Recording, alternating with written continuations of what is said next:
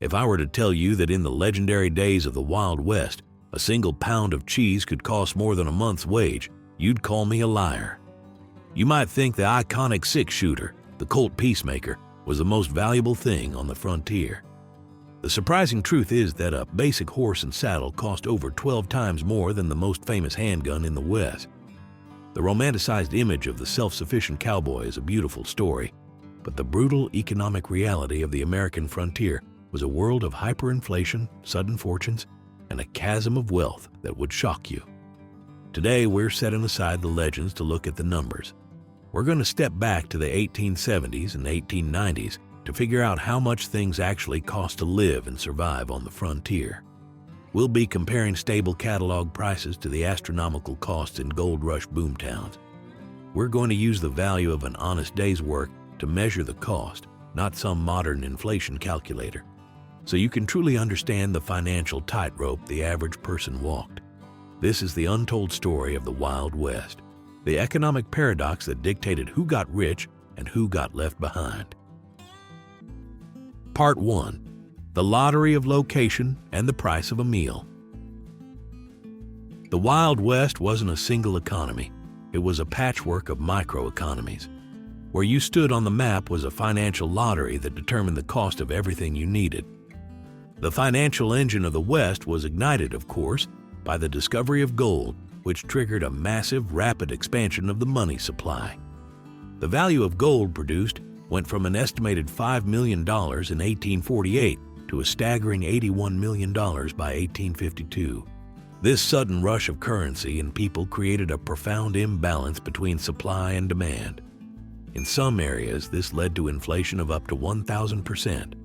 San Francisco's population swelled from around 14,000 residents in 1848 to over 200,000 by 1852.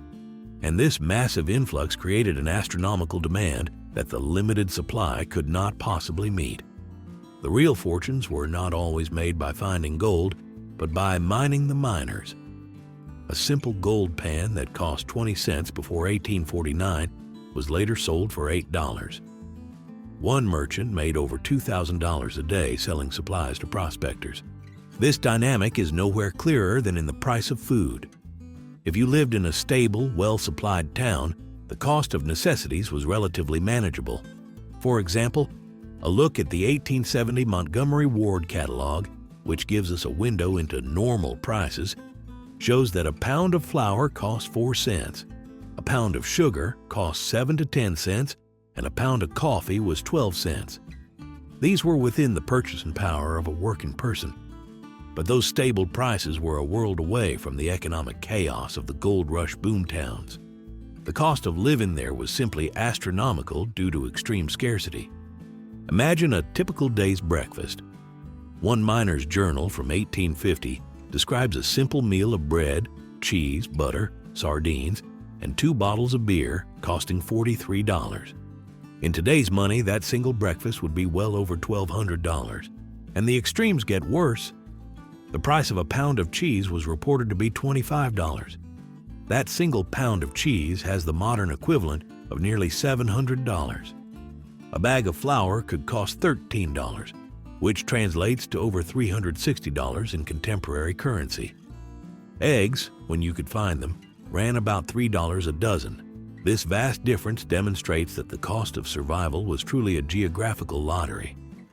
The luxury of a predictable market, as found in a catalog, was a far cry from the reality of an isolated mining camp.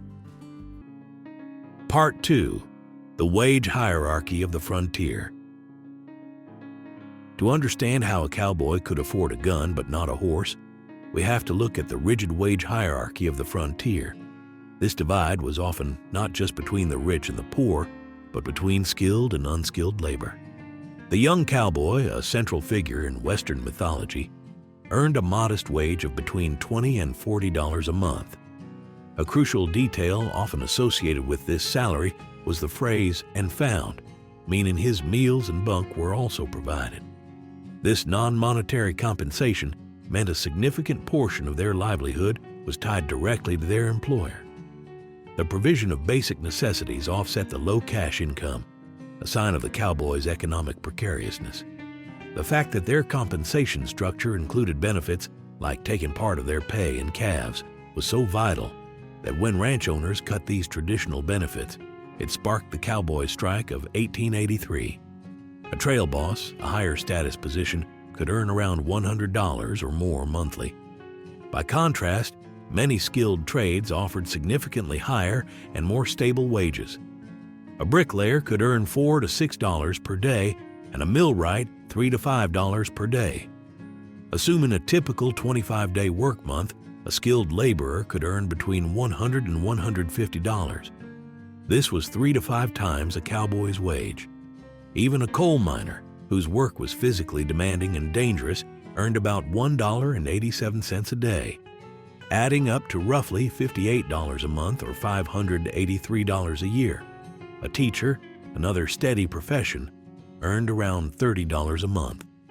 This disparity reveals a foundational truth. The economic value of a person was tied directly to their trade and the stability of their profession. The economic divide was not just between the rich and the poor, but between those in stable, skilled professions and those in iconic but low-status jobs. Part 3. Icons of the Wild West, the cost of a legend. The tools and icons most associated with the Wild West, the horse, the saddle, and the gun, reveal surprising truths about the economics of the frontier. The horse was not just transportation, it was a capital asset and a tool of production. A generic horse might cost a more accessible $50, but an average workhorse was valued at $150, and a good saddle horse could cost $200. Think about that for a moment. When a young cowboy's average monthly wage was between $20 and $40, a good horse represented a multi-month, if not a full year, saving. The fact that a cowboy's primary tool was so expensive highlights his deep dependence on the ranch owners who provided the equipment. Just as the horse was a tool, so was the saddle. A cowboy saddle was a considerable investment, costing $60. For a man earning $40 a month, a saddle would cost 1.5 months of his entire salary. This financial burden reinforces the reality that a cowboy's most valuable tools were often out of his economic reach, strengthening his indentured status to his employer. Now, here is the big surprise. The firearm, the very symbol of the Wild West, was surprisingly accessible. A classic Colt Peacemaker model could be purchased by mail order for just $17. A cowboy earning $25 a month could buy one for just over half a month's salary, making it an attainable purchase. A box of cartridges was a mere 50 cents. If you're finding this information interesting and a bit surprising, we'd be honored if you'd throw a loop on that like button, brand that subscribe button with your name, and ring the dinner bell on that notification icon so you don't miss our next story from the frontier. We always enjoy reading the comments and hearing what folks have to say, so let us know what you think of these prices in the section below. The accessibility of the firearm suggests a democratization of violence, where the tools for self-defense and hunting were not prohibitively expensive for the working class. However, the moneyed class made their presence known here too. The same catalog also offered a pearl-handled matched set of Colt 45s with holsters for $100. This price was 4 times that of the standard model, revealing that while a functional gun was accessible, a luxury weapon was a powerful symbol of status and wealth. The fact that a horse and saddle together could cost over 12 times as much as a standard revolver challenges the conventional view of what was truly valuable on the frontier. An average workhorse was the equivalent of about 104 days of unskilled labor. A saddle was about 42 days, while the classic Peacemaker was only about 12 days. The mining claim, the source of so many legends of instant wealth, also had a hidden economic reality. The 1872 mining law allowed individuals to acquire a claim for a pittance. This low barrier fueled the dream of striking it rich. Yet, this dream often collided with the harsh realities of the law. The vague nature of the law, particularly concerning extralateral rights, often led to costly legal disputes that could run into the hundreds of thousands of dollars. This shows that the true economic barrier to mining was not the initial claim fee, but the potential for expensive legal battles that could bankrupt a prospector. The reality was an economic landscape where lawyers, not just miners, dictated who would truly get rich. Part 4. The business of living, services, and travel. Looking beyond the iconic symbols, the cost of services on the frontier reveals a different kind of economic model, one often based on a mix of cash and barter. Surprisingly, the cost of essential services was remarkably low. A doctor's visit, for example, ranged from 25 to 50 cents. Payment was often made in goods, services, or promises rather than in cash. This low cost suggests a high-risk, low-profit business model for doctors and highlights a society where cash was scarce and direct financial transactions were less common for essential services. Similarly, a haircut cost 5 to 10 cents and a shave was a mere 3 cents. These prices were a fraction of the cost of other goods. The cost of travel, however, was a different story, illustrating the immense value placed on time and comfort. The stagecoach journey was both physically and financially taxing. A trip from Tipton, Missouri to San Francisco cost a staggering $200, and that did not even include meals. A shorter 35-hour trip from San Diego to Los Angeles cost $10, which was the equivalent of 8 days of an unskilled laborer's wages. The completion of the Transcontinental Railroad in 1869 changed everything. By 1870, a third-class ticket from New York to San Francisco cost $65, while first class was $136.